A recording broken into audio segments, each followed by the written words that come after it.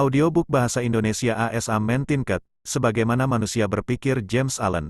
Sebelumnya subscribe, like, dan bagikan channel YouTube Kita Kasih Tahu agar bisa bermanfaat bagi kita semua. Selamat mendengarkan. Kata pengantar, volume kecil ini, hasil meditasi dan pengalaman, tidak dimaksudkan sebagai sebuah risalah lengkap mengenai subjek kekuatan pikiran yang banyak ditulis. Hal ini lebih bersifat sugestif daripada penjelasan. Tujuannya adalah untuk merangsang laki-laki dan perempuan terhadap penemuan dan persepsi akan kebenaran bahwa mereka sendirilah yang menciptakan diri mereka sendiri, berdasarkan pemikiran yang mereka pilih dan dorong. Pikiranlah yang paling ahli dalam menenun, baik pakaian dalam karakter maupun pakaian luar keadaan, dan bahwa, karena mereka sampai sekarang menenun dalam ketidaktahuan dan kesakitan, mereka sekarang dapat menenun dalam pencerahan dan kebahagiaan. James Allen, seperti yang dipikirkan manusia. Pikiran dan karakter. Pepatah mengatakan, seperti orang yang berpikir dalam hatinya, demikianlah dia, tidak hanya mencakup keseluruhan diri manusia, namun begitu komprehensif hingga menjangkau setiap kondisi dan keadaan kehidupannya. Seseorang secara harafiah adalah apa yang dia pikirkan, karakternya merupakan keseluruhan pemikirannya. Sebagaimana tanaman tumbuh dari benih, dan tidak mungkin ada tanpanya, demikian pula setiap tindakan manusia muncul dari benih pikiran yang tersembunyi, dan tidak mungkin muncul tanpa benih tersebut. Hal ini berlaku sama terhadap tindakan-tindakan yang disebut spontan, dan tidak direncanakan, dan juga tindakan-tindakan yang dilakukan dengan sengaja. Tindakan adalah bunga pemikiran, dan kegembiraan serta penderitaan adalah buahnya. Demikianlah seseorang memperoleh hasil manis dan pahit dari peternakannya sendiri. Pikiran di dalam pikiran telah membentuk kita. Siapa diri kita melalui pikiran dibentuk dan dibangun. Jika pikiran manusia mempunyai pikiran jahat, maka rasa sakit akan menimpanya seperti roda di belakang lembu. Jika seseorang bertahan dalam kemurnian pikiran, kegembiraan mengikutinya seperti bayangannya sendiri, tentu saja. Manusia tumbuh karena hukum, dan bukan ciptaan karena kecerdikan, dan sebab dan akibat sama mutlak dan tidak dapat menyimpang dalam alam pikiran yang tersembunyi seperti halnya dalam dunia benda-benda yang kasat mata dan material. Karakter yang mulia dan seperti Tuhan bukanlah sesuatu yang diperoleh secara cuma-cuma atau kebetulan, namun merupakan hasil alami dari upaya terus-menerus dalam pemikiran yang benar, akibat dari pergaulan yang sudah lama disayangi dengan pemikiran seperti Tuhan. Sifat yang tercela dan bersifat binatang, melalui proses yang sama, adalah hasil dari terus-menerus memendam pikiran-pikiran yang merendahkan diri. Manusia diciptakan atau tidak diciptakan oleh dirinya sendiri. Dalam gudang senjata pemikiran dia menempas senjata yang dengannya dia menghancurkan dirinya sendiri. Dia juga merancang peralatan yang dengannya dia membangun rumah surgawi yang penuh sukacita, kekuatan, dan kedamaian bagi dirinya sendiri. Melalui pilihan yang tepat dan penerapan pemikiran yang benar, manusia naik menuju kesempurnaan ilahi. Melalui penyalahgunaan dan penerapan pemikiran yang salah, ia turun ke bawah tingkat binatang buas. Di antara kedua ekstrim ini terdapat semua tingkatan karakter, dan manusialah yang membuat dan menguasainya.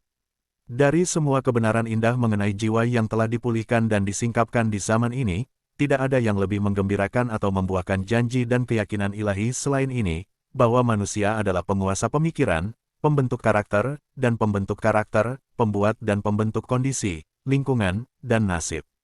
Sebagai makhluk yang memiliki kekuatan, kecerdasan, dan cinta, serta penguasa atas pemikirannya sendiri, manusia memegang kunci dalam setiap situasi, dan mengandung di dalam dirinya agen transformasi dan regeneratif yang dengannya ia dapat menjadikan dirinya sesuai keinginannya.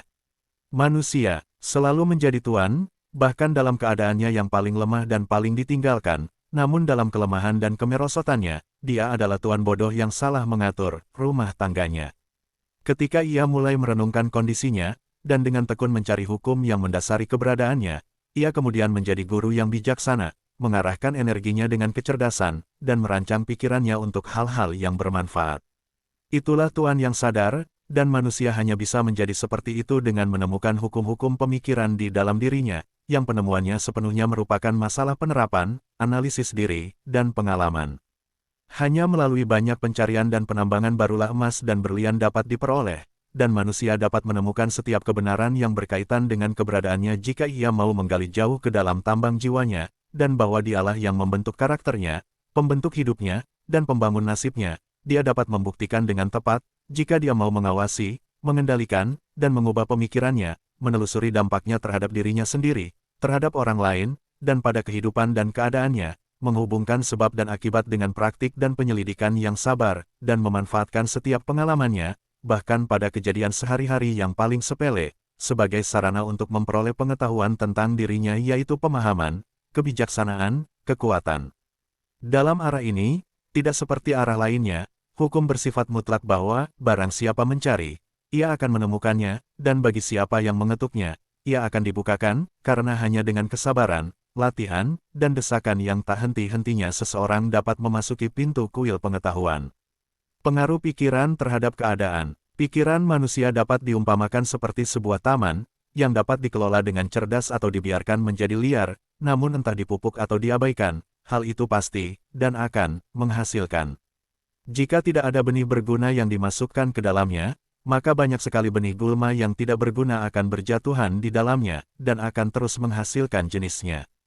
Bagaikan seorang tukang kebun yang mengolah lahannya, menjaganya bebas dari rumput liar, dan menanam bunga serta buah sesuai kebutuhannya, demikian pula seseorang merawat kebun pikirannya, menyingkirkan semua pikiran yang salah, tidak berguna, dan tidak murni, serta mengolahnya menuju ke arah yang lebih baik, kesempurnaan bunga dan buah pikiran yang benar, bermanfaat, dan murni. Dengan melakukan proses ini, cepat atau lambat seseorang akan menemukan bahwa dirinya adalah ahli kebun jiwanya, pengatur kehidupannya.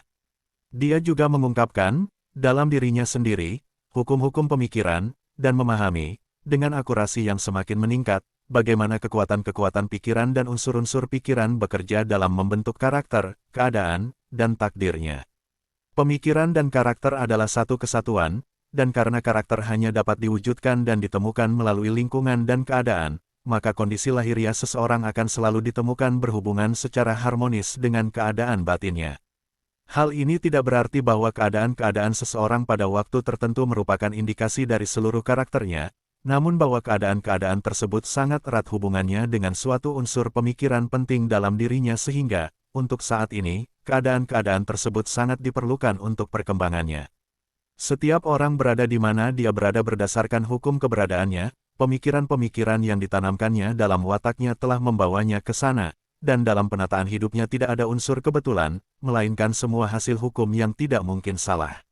Hal ini juga berlaku bagi mereka yang merasa tidak selaras dengan lingkungannya dan juga bagi mereka yang merasa puas dengan lingkungannya. Sebagai makhluk yang progresif dan berkembang, manusia berada di tempatnya agar ia dapat belajar bahwa ia dapat bertumbuh, dan ketika dia mempelajari pelajaran rohani yang terkandung dalam keadaan apapun baginya, keadaan itu akan berlalu dan digantikan oleh keadaan-keadaan lain. Manusia diterpa oleh keadaan selama ia percaya bahwa dirinya adalah makhluk yang berada di luar kondisi tersebut, namun ketika ia menyadari bahwa ia adalah kekuatan yang kreatif, dan bahwa ia dapat menguasai tanah tersembunyi dan benih-benih keberadaannya yang dari situlah tumbuh keadaan, maka ia kemudian menjadi tuan yang sah atas dirinya sendiri. Keadaan tersebut muncul dari pemikiran yang diketahui setiap orang yang telah lama mempraktikkan pengendalian diri dan penyucian diri, karena dia akan menyadari bahwa perubahan dalam keadaannya berbanding lurus dengan perubahan kondisi mentalnya. Benar sekali bahwa ketika seseorang dengan sungguh-sungguh mengerahkan upayanya untuk memperbaiki cacat dalam karakternya, dan membuat kemajuan yang cepat dan nyata, ia dengan cepat melewati serangkaian perubahan. Jiwa menarik apa yang disimpannya secara diam-diam, apa yang dicintainya, dan juga apa yang ditakutinya, ia mencapai puncak cita-citanya yang disayangi, ia jatuh ke tingkat hasrat-hasratnya yang tidak tertahan, dan keadaan-keadaan adalah sarana yang melaluinya jiwa menerima keinginannya sendiri. Setiap benih pemikiran yang ditaburkan atau dibiarkan tertanam dalam pikiran, dan berakar di sana, akan menghasilkan benihnya sendiri, yang cepat atau lambat akan berkembang menjadi tindakan, dan menghasilkan buahnya sendiri berdasarkan kesempatan dan keadaan. Pikiran baik menghasilkan buah yang baik, pikiran buruk menghasilkan buah yang buruk. Keadaan dunia luar membentuk dirinya sendiri sesuai dengan dunia pemikiran batin, dan baik kondisi eksternal yang menyenangkan maupun tidak menyenangkan merupakan faktor-faktor yang menghasilkan kebaikan tertinggi bagi individu. Sebagai pemanen hasil panennya sendiri, manusia belajar melalui penderitaan dan kebahagiaan. Mengikuti hasrat, aspirasi, pemikiran terdalam, yang dengannya ia membiarkan dirinya didominasi, mengejar keinginan imajinasi yang tidak murni atau dengan teguh berjalan di jalan raya usaha yang kuat dan tinggi, seseorang akhirnya sampai pada tujuan mereka, buah dan kepuasan dalam kondisi luar hidupnya. Hukum pertumbuhan dan penyesuaian berlaku di mana-mana. Seseorang tidak datang ke rumah amal atau penjara karena tirani nasib atau keadaan, namun melalui jalan pikiran yang merendahkan diri dan keinginan-keinginan rendah. Orang yang berpikiran murni juga tidak tiba-tiba jatuh ke dalam kejahatan hanya karena tekanan dari kekuatan eksternal. Pemikiran kriminal telah lama diam-diam tertanam di dalam hati, dan saat-saat yang tepat mengungkapkan kekuatan yang terkumpul. Keadaan tidak menentukan manusia, itu mengungkapkan dirinya pada dirinya sendiri. Tidak ada kondisi seperti itu yang dapat terjadi jika kita terjerumus ke dalam sifat buruk dan penderitaan yang menyertainya tanpa adanya kecenderungan jahat, atau naik ke dalam kebajikan dan kebahagiaan murni tanpa terus-menerus mengembangkan aspirasi-aspirasi bajik, dan oleh karena itu manusia, sebagai penguasa dan penguasa pemikiran, adalah pencipta dirinya sendiri, pembentuk dan pencipta lingkungan hidup.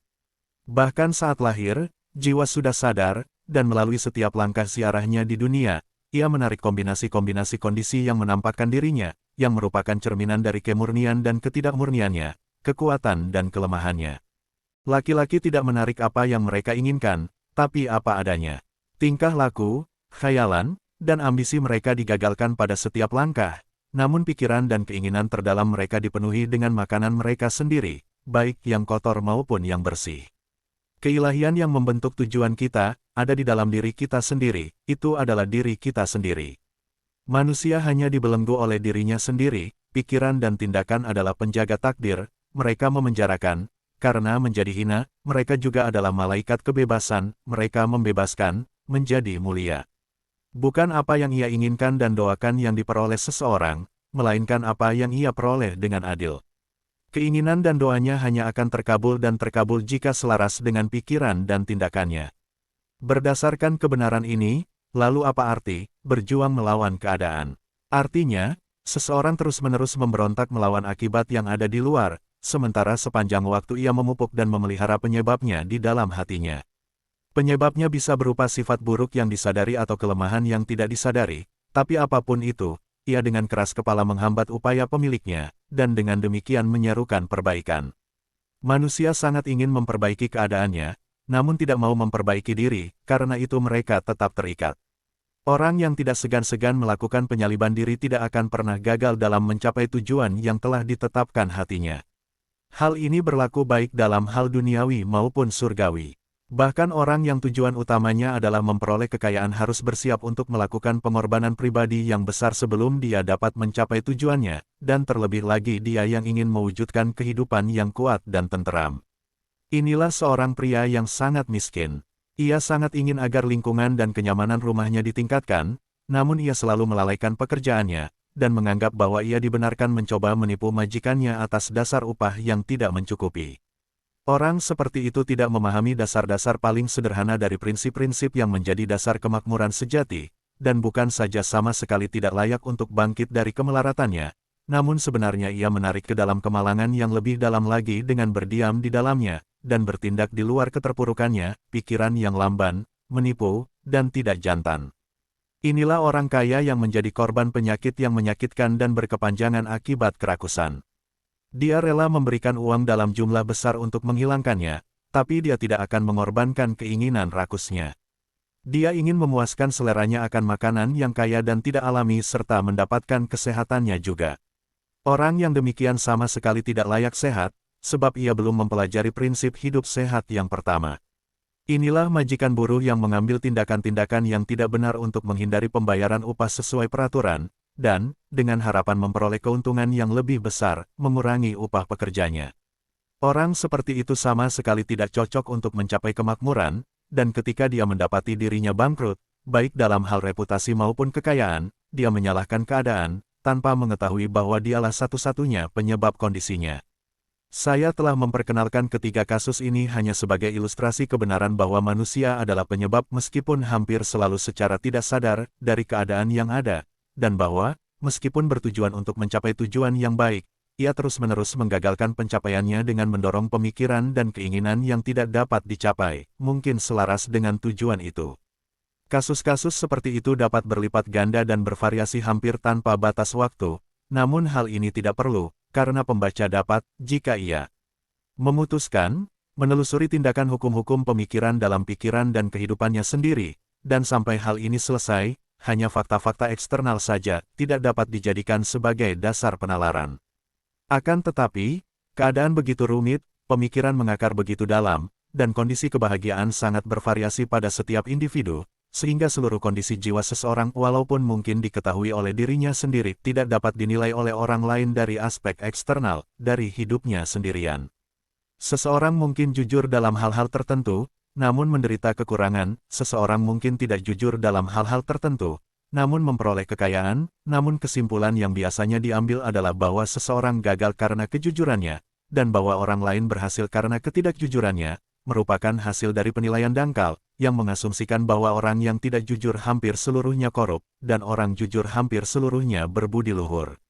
Berdasarkan pengetahuan yang lebih dalam dan pengalaman yang lebih luas, penilaian seperti itu ternyata keliru. Orang yang tidak jujur mungkin mempunyai kebajikan terpuji yang tidak dimiliki orang lain, dan orang jujur mempunyai sifat buruk yang menjengkelkan yang tidak ada pada orang lain. Orang jujur akan menuai hasil baik dari pikiran dan tindakannya yang jujur, ia juga mendatangkan penderitaan yang diakibatkan oleh sifat buruknya. Orang yang tidak jujur juga mengumpulkan penderitaan dan kebahagiaannya sendiri. Adalah menyenangkan bagi kesombongan manusia untuk percaya bahwa seseorang menderita karena kebajikannya, tetapi sebelum seseorang dapat menghilangkan segala penyakit, kepahitan, dan pemikiran yang tidak murni dari dalam dirinya, dan menghapuskan setiap noda dosa dari jiwanya, barulah ia dapat mengetahui dan menyatakan bahwa penderitaannya adalah akibat dari kebaikannya, dan bukan karena kebaikannya sendiri, tentang sifat-sifat buruknya, dan dalam perjalanan menuju, namun jauh sebelum dia mencapai kesempurnaan tertinggi itu, dia akan menemukan, bekerja dalam pikiran dan hidupnya, hukum agung yang benar-benar adil, dan karena itu tidak dapat memberikan kebaikan untuk kejahatan, kejahatan untuk kebaikan. Bagus. Dengan memiliki pengetahuan seperti itu, ia kemudian akan mengetahui, dengan mengingat kembali ketidaktahuan dan kebutaannya di masa lalu, bahwa kehidupannya telah, dan selalu, diatur dengan adil, dan bahwa semua pengalaman masa lalunya, baik dan buruk, adalah hasil yang adil dari perkembangannya, namun diri yang belum berevolusi. Pikiran dan tindakan yang baik tidak akan pernah menghasilkan hasil yang buruk, pikiran dan tindakan yang buruk tidak akan pernah membuahkan hasil yang baik. Ini berarti bahwa tidak ada yang bisa dihasilkan dari jagung selain jagung, tidak ada yang berasal dari jelatang selain jelatang. Manusia memahami hukum ini di alam, dan bekerja dengannya, tetapi hanya sedikit yang memahaminya dalam dunia mental dan moral, walaupun cara kerjanya di sana sederhana dan tidak menyimpang, dan oleh karena itu, mereka tidak mau bekerja sama dengannya. Penderitaan selalu merupakan akibat dari pemikiran yang salah ke arah tertentu. Ini merupakan indikasi bahwa individu tidak selaras dengan dirinya sendiri, dengan hukum keberadaannya. Satu-satunya kegunaan penderitaan yang tertinggi adalah untuk menyucikan, untuk membakar segala sesuatu yang tidak berguna dan tidak murni. Penderitaan berhenti bagi dia yang suci. Tidak ada gunanya membakar emas setelah sampahnya dibuang, dan makhluk yang benar-benar murni dan tercerahkan tidak akan menderita. Keadaan yang dialami seseorang dengan penderitaan adalah akibat dari ketidakharmonisan mentalnya sendiri. Keadaan-keadaan yang dihadapi seseorang dengan berkah adalah hasil dari keselarasan mentalnya sendiri. Keberkahan, bukan harta benda, adalah ukuran pemikiran yang benar. Kemelaratan, bukan kekurangan harta benda, adalah ukuran dari pemikiran yang salah. Seseorang mungkin terkutuk dan kaya, dia mungkin diberkati dan miskin. Keberkahan dan kekayaan hanya dapat disatukan ketika kekayaan tersebut digunakan secara benar dan bijaksana, dan orang miskin hanya terjerumus ke dalam kemalangan jika dia menganggap nasibnya sebagai beban yang dibebankan secara tidak adil. Kemiskinan dan pemanjaan diri adalah dua ekstrim dari kemalangan. Keduanya sama-sama tidak wajar dan merupakan akibat dari gangguan mental. Manusia tidak dikondisikan secara benar sampai ia menjadi makhluk yang bahagia, sehat, dan sejahtera, dan kebahagiaan, kesehatan, dan kesejahteraan merupakan hasil penyesuaian yang harmonis antara batin dengan lahiriah, manusia dengan lingkungannya. Manusia baru mulai menjadi manusia ketika ia berhenti merengek dan mencaci maki, dan mulai mencari keadilan tersembunyi yang mengatur kehidupannya. Dan ketika ia menyesuaikan pikirannya dengan faktor pengatur tersebut, ia berhenti menuduh orang lain sebagai penyebab kondisinya, dan membangun dirinya dalam pemikiran yang kuat dan mulia, berhenti menentang keadaan, namun mulai menggunakannya sebagai bantuan untuk kemajuannya yang lebih cepat, dan sebagai sarana untuk menemukan kekuatan dan kemungkinan tersembunyi dalam dirinya. Hukum, bukan kebingungan, adalah prinsip yang mendominasi alam semesta. Keadilan, bukan ketidakadilan, adalah jiwa dan hakikat kehidupan, dan kebenaran, bukan korupsi, adalah kekuatan yang membentuk dan menggerakkan pemerintahan rohani dunia. Oleh karena itu, manusia hanya perlu memperbaiki dirinya sendiri untuk mengetahui bahwa alam semesta benar, dan selama proses memperbaiki dirinya, dia akan menemukan bahwa ketika dia mengubah pikirannya terhadap benda dan orang lain, maka benda dan orang lain juga akan berubah ke arahnya.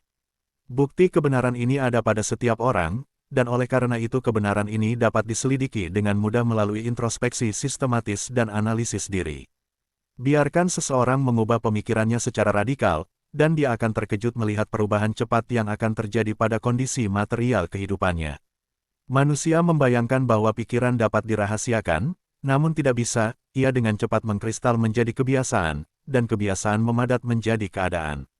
Pikiran-pikiran yang bersifat kebinatangan mengkristal menjadi kebiasaan-kebiasaan mabuk-mabukan dan sensualitas, yang menyatu menjadi keadaan-keadaan yang miskin dan penyakit. Pikiran-pikiran yang tidak murni mengkristal menjadi kebiasaan-kebiasaan yang melemahkan dan membingungkan, yang memantapkan menjadi keadaan-keadaan yang mengganggu dan merugikan. Pikiran-pikiran yang takut, ragu-ragu, dan ragu-ragu mengkristal menjadi lemah, kebiasaan-kebiasaan yang tidak jantan dan tidak tegas, yang memantapkan diri dalam keadaan-keadaan yang gagal, miskin, dan ketergantungan yang berlebihan. Pikiran-pikiran malas mengkristal menjadi kebiasaan-kebiasaan yang najis dan tidak jujur, yang memantapkan menjadi keadaan-keadaan yang kotor dan mengemis. Pikiran-pikiran yang penuh kebencian dan mengutuk mengkristal menjadi kebiasaan-kebiasaan menuduh dan melakukan kekerasan, yang memantapkan diri dalam keadaan yang mencederai dan menganiaya. Segala jenis pikiran egois mengkristal menjadi kebiasaan mementingkan diri sendiri, yang memantapkan menjadi keadaan yang kurang lebih menyusahkan. Di sisi lain, pikiran-pikiran indah dalam bentuk apapun akan terkristalisasi menjadi kebiasaan-kebiasaan yang anggun dan baik hati, yang kemudian memantapkan menjadi lingkungan yang ramah dan cerah. Pikiran-pikiran yang murni mengkristal menjadi kebiasaan-kebiasaan yang bersahaja dan pengendalian diri, yang memantapkan menjadi keadaan-keadaan yang tenang dan damai. Pikiran-pikiran tentang keberanian, kemandirian, dan pengambilan keputusan mengkristal menjadi kebiasaan-kebiasaan jantan, yang memantapkan menjadi keadaan-keadaan yang sukses, berlimpah, dan kebebasan. Pikiran-pikiran energi mengkristal menjadi kebiasaan-kebiasaan kebersihan dan kerajinan, yang memantapkan menjadi keadaan-keadaan yang menyenangkan. Pikiran-pikiran yang lemah lembut dan pemaaf mengkristal menjadi kebiasaan-kebiasaan yang lemah lembut, yang memantapkan diri menjadi lingkungan yang protektif dan melindungi. Pikiran-pikiran yang penuh kasih dan tidak mementingkan diri mengkristal menjadi kebiasaan-kebiasaan melupakan diri sendiri terhadap orang lain, yang memantapkan diri dalam keadaan-keadaan yang penuh dengan kemakmuran dan kekayaan sejati. Rangkaian pemikiran tertentu yang dipertahankan, baik atau buruk, pasti akan membuahkan hasil pada karakter dan keadaan. Seseorang tidak dapat secara langsung memilih keadaannya, namun ia dapat memilih pemikirannya, dan secara tidak langsung, namun pasti, membentuk keadaannya. Alam membantu setiap manusia untuk memuaskan pemikiran-pemikiran yang paling dia dorong, dan kesempatan-kesempatan diberikan yang akan dengan cepat memunculkan pemikiran-pemikiran yang baik dan jahat.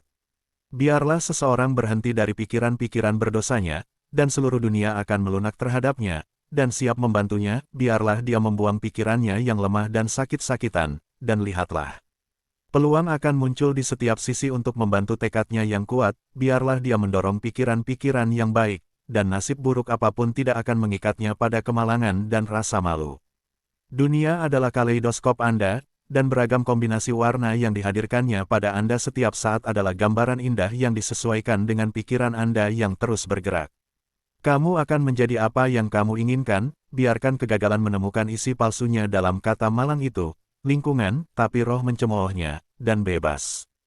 Ia menguasai waktu, ia menaklukkan ruang. Itu sapi penipu yang sombong, kesempatan, dan tawaran keadaan tiran. Buka mahkotanya, dan isi tempat pelayan. Kehendak manusia, kekuatan yang tak terlihat, keturunan jiwa yang tak pernah mati, dapat membuka jalan menuju tujuan apapun, meski dinding granit menghalanginya. Janganlah menjadi tidak sabar dalam menunda, tetapi tunggulah seperti orang yang mengerti. Saat roh bangkit dan memberi perintah, para dewa siap untuk mematuhinya. Pengaruh pada kesehatan dan tubuh. Tubuh adalah pelayan pikiran. Ia mematuhi cara kerja pikiran, apakah dipilih secara sengaja atau diungkapkan secara otomatis. Karena dorongan pikiran-pikiran yang melanggar hukum, tubuh dengan cepat tenggelam dalam penyakit dan pembusukan. Atas perintah pikiran gembira dan indah, ia dibalut dengan keremajaan dan keindahan. Penyakit dan kesehatan, seperti halnya keadaan, berakar pada pikiran. Pikiran yang sakit-sakitan akan terekspresikan melalui tubuh yang sakit-sakitan. Pikiran rasa takut diketahui dapat membunuh seseorang secepat peluru, dan pikiran tersebut terus-menerus membunuh ribuan orang dengan kecepatan yang sama meskipun tidak secepat peluru. Orang-orang yang hidup dalam ketakutan akan penyakit adalah orang-orang yang tertular.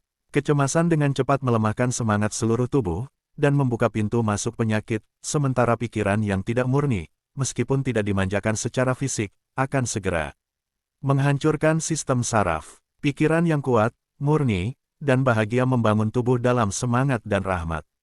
Tubuh adalah sebuah instrumen yang lembut dan terbuat dari plastik, yang dengan mudah bereaksi terhadap pikiran-pikiran yang mempengaruhinya, dan kebiasaan-kebiasaan berpikir akan menghasilkan dampak-dampaknya sendiri, baik atau buruk, terhadap tubuh. Laki-laki akan terus mempunyai darah yang tidak murni dan beracun selama mereka menyebarkan pikiran-pikiran yang tidak bersih. Dari hati yang bersih akan lahir kehidupan yang bersih dan badan yang bersih. Dari pikiran yang tercemar timbullah kehidupan yang tercemar dan tubuh yang rusak. Pikiran adalah sumber tindakan, kehidupan, dan perwujudan, jadikanlah sumber air itu murni, maka segala sesuatu akan menjadi murni. Perubahan pola makan tidak akan membantu pria yang tidak mengubah pikirannya. Ketika seseorang menjadikan pikirannya murni, dia tidak lagi menginginkan makanan yang tidak murni. Pikiran yang bersih menghasilkan kebiasaan yang bersih. Orang yang disebut wali yang tidak membasuh tubuhnya bukanlah orang suci. Siapapun yang telah memperkuat dan memurnikan pikirannya tidak perlu mempertimbangkan mikroba jahat.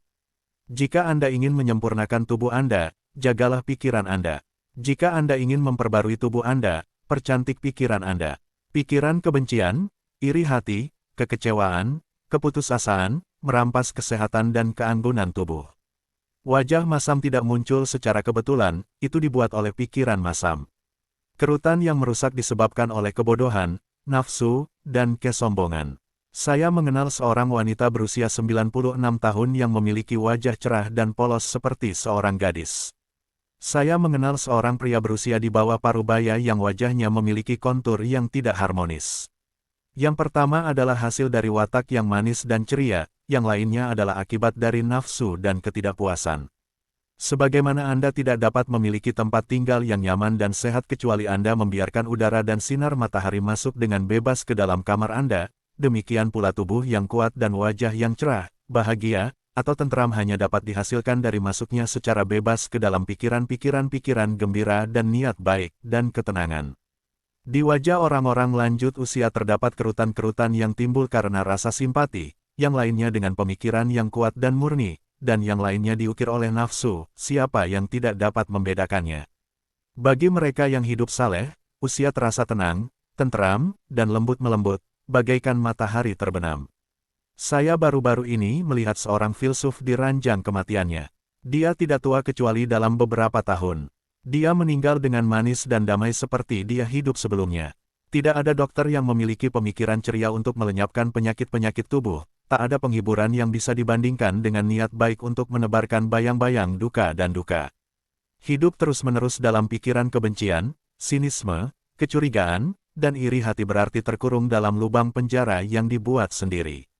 Namun berpikir baik terhadap semua orang, bersikap ceria terhadap semua orang, dengan sabar belajar menemukan hal-hal baik dalam diri semua orang, pikiran-pikiran yang tidak mementingkan diri seperti itu adalah pintu gerbang surga, dan berdiam hari demi hari dalam pikiran damai terhadap setiap makhluk akan mendatangkan kedamaian berlimpah bagi pemiliknya.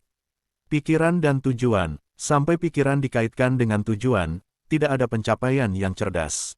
Bagi mayoritas, bark pemikiran dibiarkan melayang di atas lautan kehidupan. Ketidakbertujuan adalah suatu keburukan, dan penyimpangan seperti itu tidak boleh berlanjut bagi orang yang ingin terhindar dari malapetaka dan kehancuran. Mereka yang tidak memiliki tujuan utama dalam hidupnya akan mudah menjadi korban dari kekhawatiran, ketakutan, masalah, dan rasa mengasihani diri sendiri yang remeh, yang semuanya merupakan tanda-tanda kelemahan, yang tentu saja mengarah pada dosa-dosa yang direncanakan dengan sengaja walaupun dengan cara yang berbeda rute menuju kegagalan, ketidakbahagiaan, dan kehilangan, karena kelemahan tidak dapat bertahan di alam semesta yang terus berevolusi. Manusia harus memikirkan tujuan yang sah dalam hatinya, dan bertekad untuk mencapainya. Dia harus menjadikan tujuan ini sebagai titik sentral pemikirannya. Bisa saja berupa cita-cita spiritual, atau bisa juga berupa objek duniawi, sesuai dengan kodratnya pada saat itu, namun apapun itu, ia harus terus memusatkan kekuatan pikirannya pada objek yang telah ia tetapkan di hadapannya. Ia harus menjadikan tujuan ini sebagai tugas utamanya, dan harus mengabdikan dirinya pada pencapaiannya, tidak membiarkan pikirannya melayang ke khayalan, kerinduan, dan khayalan sesaat. Inilah jalan utama menuju pengendalian diri dan konsentrasi pikiran yang sejati. Sekalipun dia gagal lagi dan lagi untuk mencapai tujuannya, yang memang harus dia lakukan sampai kelemahannya teratasi, kekuatan karakter yang diperoleh akan menjadi ukuran kesuksesan sejatinya, dan ini akan menjadi titik awal baru bagi kekuatan dan kemenangan di masa depan. Mereka yang tidak siap untuk memahami suatu tujuan besar, harus memusatkan pikiran pada pelaksanaan tugas mereka yang tanpa celah, tidak peduli betapa remehnya tugas mereka. Hanya dengan cara ini pikiran dapat dikumpulkan dan dipusatkan, serta keteguhan dan energi dapat dikembangkan, dan jika dilakukan, tidak ada yang tidak dapat dicapai. Jiwa yang paling lemah, mengetahui kelemahannya sendiri, dan mempercayai kebenaran ini, bahwa kekuatan hanya dapat dikembangkan dengan usaha dan latihan, akan, dengan demikian percaya, segera mulai mengerahkan upayanya, dan menambah upaya pada upaya, kesabaran pada kesabaran, dan kekuatan untuk menjadi kuat, tidak akan pernah berhenti berkembang, dan pada akhirnya akan bertumbuh menjadi kuat secara ilahi. Sebagaimana orang yang lemah secara jasmani dapat menjadikan dirinya kuat melalui latihan yang hati-hati dan sabar, demikian pula orang yang lemah pikirannya dapat menjadikan dirinya kuat dengan melatih dirinya dalam pemikiran yang benar. Menyingkirkan ketidakberdayaan dan kelemahan, dan mulai berpikir dengan tujuan, berarti memasuki kelompok orang-orang kuat yang hanya mengakui kegagalan sebagai salah satu jalan menuju pencapaian, yang membuat segala kondisi menguntungkan mereka, dan yang berpikir keras, berusaha tanpa rasa takut, dan mencapai prestasi dengan sangat baik. Setelah memahami tujuannya, seseorang harus secara mental menentukan jalan lurus menuju pencapaiannya, tidak melihat ke kanan atau ke kiri.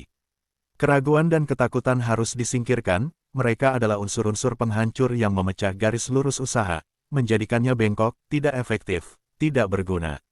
Pikiran keraguan dan ketakutan tidak pernah menghasilkan apapun, dan tidak akan pernah bisa. Mereka selalu mengarah pada kegagalan. Tujuan, energi, kekuatan untuk melakukan, dan semua pikiran kuat lenyap ketika keraguan dan ketakutan merasuk. Keinginan untuk melakukan muncul dari pengetahuan yang bisa kita lakukan. Keraguan dan ketakutan adalah musuh besar ilmu pengetahuan, dan barang siapa yang mendorongnya, dan siapa yang tidak membunuhnya, maka ia akan menggagalkan dirinya sendiri dalam setiap langkahnya. Dia yang telah menaklukkan keraguan dan ketakutan telah menaklukkan kegagalan. Setiap pemikirannya dipadukan dengan kekuatan, dan semua kesulitan dihadapi dengan berani dan diatasi dengan bijaksana. Tujuannya ditanam pada musimnya, dan mereka berbunga serta menghasilkan buah yang tidak jatuh sebelum waktunya ke tanah. Pikiran yang bersatu tanpa rasa takut dengan tujuan menjadi kekuatan kreatif. Dia yang mengetahui hal ini siap untuk menjadi sesuatu yang lebih tinggi dan lebih kuat daripada sekedar sekumpulan pikiran yang bimbang dan sensasi yang berfluktuasi. Dia yang melakukan ini telah menjadi pengguna kekuatan mentalnya yang sadar dan cerdas. Faktor kesalahan dalam pencapaian. Semua yang dicapai seseorang dan segala yang gagal dicapainya merupakan akibat langsung dari pemikirannya sendiri. Dalam alam semesta yang tertata secara adil, di mana hilangnya keseimbangan berarti kehancuran total, tanggung jawab individu harus bersifat mutlak. Kelemahan dan kekuatan seseorang, kemurnian dan ketidakmurniannya, adalah miliknya sendiri, dan bukan milik orang lain. Hal-hal itu disebabkan oleh dirinya sendiri, dan bukan oleh orang lain, dan hal-hal itu hanya dapat diubah oleh dirinya sendiri, tidak pernah oleh orang lain. Kondisinya juga miliknya sendiri, dan bukan milik orang lain. Penderitaan dan kebahagiaannya berevolusi dari dalam. Sebagaimana dia berpikir, demikianlah dia. Saat dia terus berpikir, dia tetap tinggal. Orang yang kuat tidak dapat menolong orang yang lebih lemah kecuali orang yang lebih lemah itu bersedia dibantu, dan bahkan orang yang lemah pun harus menjadi kuat dalam dirinya sendiri. Dia harus, dengan usahanya sendiri, mengembangkan kekuatan yang dia kagumi pada orang lain. Tidak seorang pun kecuali dirinya sendiri yang dapat mengubah kondisinya. Sudah lazim bagi manusia untuk berpikir dan berkata, banyak orang menjadi budak karena salah satunya adalah penindas, marilah kita membenci penindasnya. Namun sekarang, semakin sedikit orang yang memiliki kecenderungan untuk membalikkan penilaian ini, dan mengatakan, satu orang adalah penindas karena banyak orang yang menjadi budak, marilah kita memandang rendah para budak. Yang benar adalah bahwa penindas dan budak adalah kooperator dalam ketidaktahuan, dan, meski terlihat saling merugikan, pada kenyataannya mereka sendiri saling merugikan. Pengetahuan yang sempurna memahami tindakan hukum dalam kelemahan kaum tertindas dan penyalahgunaan kekuasaan penindas, cinta yang sempurna, melihat penderitaan yang ditimbulkan oleh kedua keadaan, tidak mengutuk keduanya, welas asih yang sempurna merangkul penindas dan yang tertindas. Barang siapa yang telah menaklukkan kelemahan dan membuang segala pikiran egois, ia tidak termasuk dalam kelompok penindas dan bukan pula yang tertindas. Dia bebas. Manusia hanya bisa bangkit, menaklukkan, dan meraih prestasi dengan mengangkat pikirannya. Dia hanya bisa tetap lemah, hina, dan sengsara dengan menolak mengangkat pikirannya. Sebelum seseorang dapat mencapai apapun, bahkan dalam hal-hal duniawi, ia harus mengangkat pikirannya dari kegemaran binatang. Agar berhasil, ia tidak boleh melepaskan segala sifat kebinatangan dan keegoisan dengan cara apapun, tapi setidaknya sebagian darinya harus dikorbankan. Seseorang yang pemikiran awalnya hanya sekedar pemanjaan binatang tidak dapat berpikir jernih atau membuat rencana secara metodis, dia tidak dapat menemukan dan mengembangkan sumber daya terpendamnya, dan akan gagal dalam usaha apapun. Karena tidak berani mengendalikan pikirannya, ia tidak mampu mengendalikan urusan dan memikul tanggung jawab yang serius. Ia tidak cocok untuk bertindak mandiri dan berdiri sendiri. Tapi dia hanya dibatasi oleh pemikiran yang dia pilih. Tidak akan ada kemajuan, tidak ada pencapaian tanpa pengorbanan, dan kesuksesan duniawi seseorang akan diukur dengan mengorbankan pemikiran hewaninya yang membingungkan, dan memusatkan pikirannya pada pengembangan rencananya, dan memperkuat tekad dan kemandiriannya. Dan semakin tinggi dia mengangkat pikirannya, semakin jantan, jujur, dan bertakwa dia, semakin besar keberhasilannya, semakin diberkati dan kekal pula pencapaiannya. Alam semesta tidak menyukai orang yang serakah, tidak jujur, dan kejam, meskipun di permukaannya kadang-kadang tampak seperti itu membantu orang yang jujur, murah hati, dan berbudi luhur. Semua guru agung di segala zaman telah menyatakan hal ini dalam berbagai bentuk, dan untuk membuktikan serta mengetahuinya, manusia hanya perlu terus menjadikan dirinya semakin berbudi luhur dengan meninggikan pikirannya. Prestasi intelektual adalah hasil pemikiran yang disucikan untuk mencari ilmu pengetahuan, atau mencari keindahan dan kebenaran hidup dan alam. Pencapaian seperti itu terkadang dikaitkan dengan kesombongan dan ambisi, namun hal tersebut bukanlah hasil dari karakteristik tersebut, itu adalah hasil alami dari usaha yang panjang dan sulit, serta pemikiran yang murni dan tidak egois. Pencapaian spiritual adalah penyempurnaan aspirasi suci. Barang siapa terus-menerus hidup dalam konsep pikiran yang luhur dan luhur, yang berdiam dalam segala hal yang murni dan tidak mementingkan diri sendiri, pastilah ketika matahari mencapai titik puncaknya dan bulan purnama, ia akan menjadi bijaksana dan berakhlak mulia, dan naik ke alam yang lebih baik, posisi pengaruh dan berkah. Prestasi, apapun bentuknya, adalah puncak dari usaha, mahkota pemikiran. Dengan bantuan pengendalian diri, keteguhan hati, kemurnian, kebenaran, dan pemikiran yang terarah, seseorang dapat naik dengan bantuan semangat, kelambanan, kenajisan, kerusakan, dan kebingungan pikiran, seseorang akan turun. Seseorang bisa mencapai kesuksesan besar di dunia, dan bahkan mencapai ketinggian tinggi di dunia spiritual, dan kembali terjerumus ke dalam kelemahan dan kemalangan karena membiarkan pikiran yang congkak, egois, dan rusak menguasai dirinya. Kemenangan yang dicapai melalui pikiran benar hanya dapat dipertahankan melalui kewaspadaan. Banyak yang menyerah ketika kesuksesan sudah terjamin, dan dengan cepat jatuh kembali ke dalam kegagalan. Segala prestasi, baik di dunia bisnis, intelektual, maupun spiritual, merupakan hasil pemikiran yang terarah secara pasti, diatur oleh hukum yang sama, dan cara yang sama, satu-satunya perbedaan terletak pada objek pencapaiannya. Siapapun yang ingin mencapai sedikit harus berkorban sedikit, dia yang ingin mencapai banyak hal harus berkorban banyak, dia yang ingin mencapai prestasi tinggi harus berkorban besar. Visi dan ideal, para pemimpi adalah penyelamat dunia. Sebagaimana dunia yang kasat mata ditopang oleh yang tak kasat mata, demikian pula manusia, melalui semua pencobaan, dosa, dan pekerjaan kotor mereka, dipelihara oleh penglihatan indah dari para pemimpi mereka yang menyendiri. Kemanusiaan tidak bisa melupakan para pemimpinya, mereka tidak bisa membiarkan cita-cita mereka memudar dan mati, itu tinggal di dalamnya, ia mengenalnya sebagai realitas yang kelak akan dilihat dan diketahuinya. Komposer, Pematung, pelukis, penyair, nabi, orang bijak, inilah pencipta akhirat, arsitek surga. Dunia ini indah karena mereka pernah hidup, tanpa mereka, umat manusia yang bekerja akan binasa. Barang siapa mendambakan visi yang indah, cita-cita luhur di dalam hatinya, suatu hari nanti akan mewujudkannya. Columbus menyukai visi tentang dunia lain, dan dia menemukannya. Kopernikus memupuk visi tentang keberagaman dunia dan alam semesta yang lebih luas, dan ia mengungkapkannya. Buddha melihat visi dunia spiritual dengan keindahan tanpa noda dan kedamaian sempurna, dan beliau memasukinya. Hargai visi Anda, hargai cita-cita Anda, hargai musik yang menggetarkan hatimu, keindahan yang terbentuk dalam pikiranmu, keindahan yang menyelimuti pikiranmu yang paling murni, karena darinya akan tumbuh segala kondisi yang menyenangkan, semua lingkungan surgawi. Dari semua ini, jika kamu tetap setia pada mereka, duniamu pada akhirnya akan dibangun. Menginginkan berarti memperoleh, bercita-cita adalah mencapai. Akankah hasrat manusia yang paling rendah mendapat kepuasan yang sebesar-besarnya, dan aspirasinya yang paling murni kelaparan karena kekurangan makanan? Hal ini tidak berlaku dalam hukum. Kondisi yang demikian tidak akan pernah dapat diperoleh, minta dan terima. Mimpikan mimpi-mimpi yang tinggi, dan ketika Anda bermimpi, Anda pun akan menjadi seperti itu. Visi Anda adalah janji akan menjadi apa Anda suatu hari nanti. Cita-citamu adalah ramalan tentang apa yang pada akhirnya akan kamu singkapkan. Pencapaian terbesar pada mulanya hanyalah sebuah mimpi. Pohon ek tidur di biji pohon ek, burung menunggu di dalam telur, dan dalam pandangan jiwa yang tertinggi, malaikat yang terjaga bergerak. Mimpi adalah bibit dari kenyataan. Keadaan Anda mungkin tidak menyenangkan, namun hal itu tidak akan bertahan lama jika Anda memahami suatu ideal dan berusaha untuk mencapainya. Anda tidak dapat melakukan perjalanan ke dalam dan berdiam diri di luar.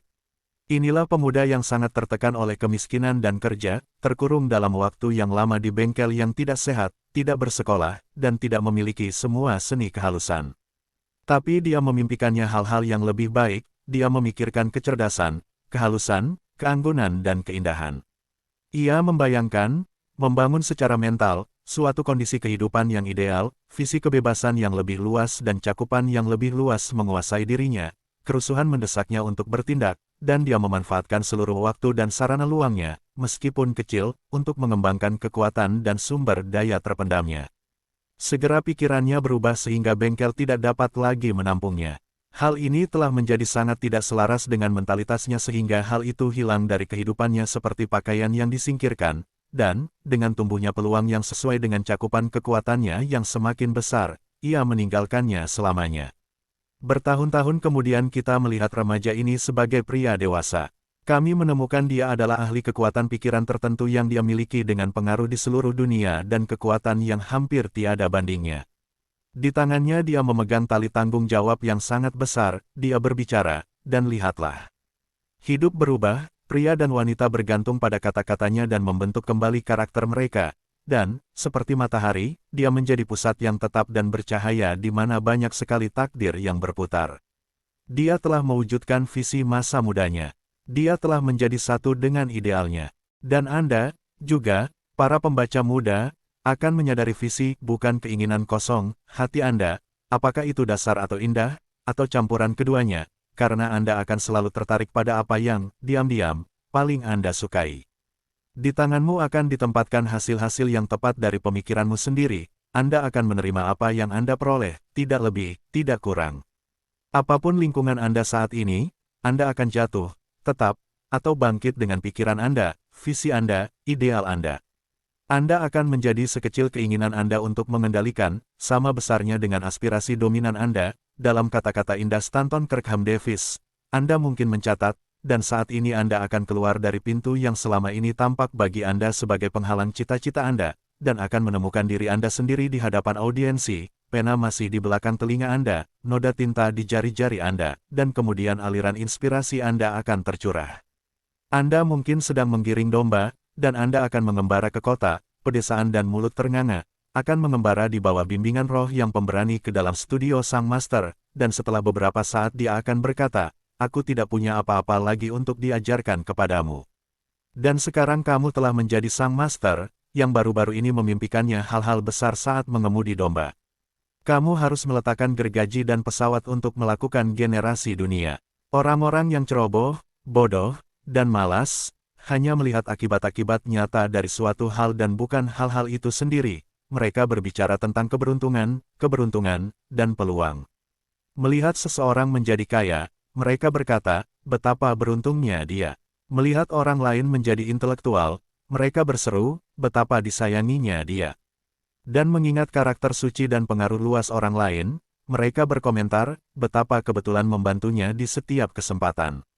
Mereka tidak melihat cobaan, kegagalan, dan pergumulan yang dialami orang-orang ini secara sukarela demi memperoleh pengalaman, tidak mempunyai pengetahuan tentang pengorbanan yang telah mereka lakukan, tentang upaya tak gentar yang telah mereka lakukan, tentang iman yang telah mereka terapkan, sehingga mereka dapat mengatasi hal-hal yang tampaknya tidak dapat diatasi, dan mewujudkan visi hati mereka.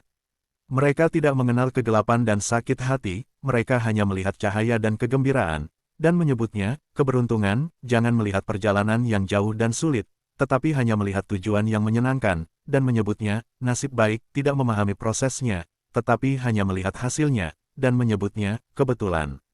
Dalam segala urusan manusia ada usaha, ada hasil, dan kekuatan usaha adalah ukuran hasilnya.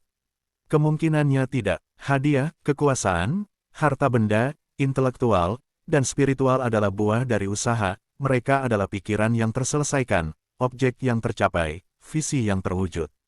Visi yang Anda muliakan dalam pikiran Anda, cita-cita yang Anda tanamkan dalam hati Anda, dengan ini Anda akan membangun hidup Anda, dengan inilah Anda akan menjadi.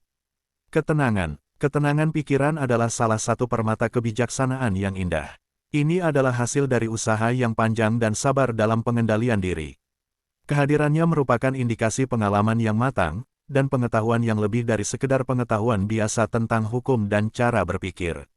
Seseorang menjadi tenang ketika ia memahami dirinya sendiri sebagai makhluk yang berevolusi melalui pikiran, karena pengetahuan tersebut memerlukan pemahaman orang lain sebagai hasil dari pemikiran, dan ketika ia mengembangkan pemahaman yang benar, dan melihat lebih jelas lagi hubungan-hubungan internal di dalam diri manusia, segala sesuatunya melalui tindakan sebab dan akibat, ia berhenti gelisah dan marah serta khawatir dan berduka, dan tetap tenang, tabah, tenteram.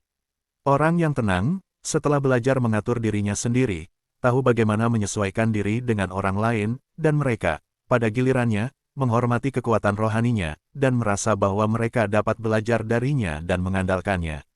Semakin tenang seseorang, semakin besar kesuksesannya, pengaruhnya, kekuatannya demi kebaikan. Bahkan pedagang biasa pun akan merasakan kemakmuran bisnisnya meningkat ketika ia mengembangkan pengendalian diri dan keseimbangan batin yang lebih besar, karena orang-orang akan selalu memilih untuk berurusan dengan orang yang sikapnya sangat setara. Pria yang kuat dan tenang selalu dicintai dan dihormati. Dia ibarat pohon peneduh di tanah yang haus, atau batu karang yang berlindung di tengah badai. Siapa yang tidak menyukai hati yang tenang, kehidupan yang manis dan seimbang? Tidak peduli apakah hujan atau cerah, atau perubahan apa yang terjadi pada mereka yang memiliki berkah ini, karena mereka selalu manis, tenteram, dan tenang. Ketenangan yang indah dari karakter yang kita sebut ketenangan adalah pelajaran terakhir dari kebudayaan, itu adalah berkembangnya kehidupan, buah dari jiwa. Ini berharga sebagai kebijaksanaan, lebih diinginkan daripada emas, ya, bahkan daripada emas murni. Betapa tidak berartinya sekedar mencari uang, dibandingkan dengan kehidupan yang tenang, kehidupan yang berdiam di lautan kebenaran, di bawah ombak, di luar jangkauan badai, di dalam ketenangan abadi. Berapa banyak orang yang kita kenal yang membuat hidup mereka buruk, yang merusak segala sesuatu yang manis dan indah dengan emosi yang meledak-ledak, yang menghancurkan ketenangan karakter mereka, dan membuat darah buruk. Ini adalah pertanyaan apakah sebagian besar orang tidak merusak kehidupan mereka, dan merusak kebahagiaan mereka karena kurangnya pengendalian diri. Betapa sedikit orang yang kita temui dalam hidup ini yang memiliki keseimbangan yang baik, yang memiliki ketenangan indah yang merupakan ciri dari karakter akhir. Ya, umat manusia diliputi nafsu yang tak terkendali, bergejolak dengan kesedihan yang tak terkendali, diliputi kecemasan dan keraguan. Hanya orang bijak, hanya dia yang pikirannya terkendali dan murni, yang membuat angin dan badai jiwa menaatinya. Jiwa-jiwa yang terombang-ambing oleh badai, dimanapun kamu berada, dalam kondisi apapun kamu hidup, ketahuilah ini, di lautan kehidupan pulau-pulau keberkahan sedang tersenyum, dan pantai cerah cita-citamu menanti kedatanganmu. Pegang erat-erat tangan Anda di pucuk pimpinan pemikiran. Di dalam bark jiwamu bersandar sang guru yang memerintah, dia hanya tidur, membangunkan dia. Pengendalian diri adalah kekuatan, pikiran benar adalah penguasaan, ketenangan adalah kekuatan. Katakan pada hatimu, damai, tenanglah.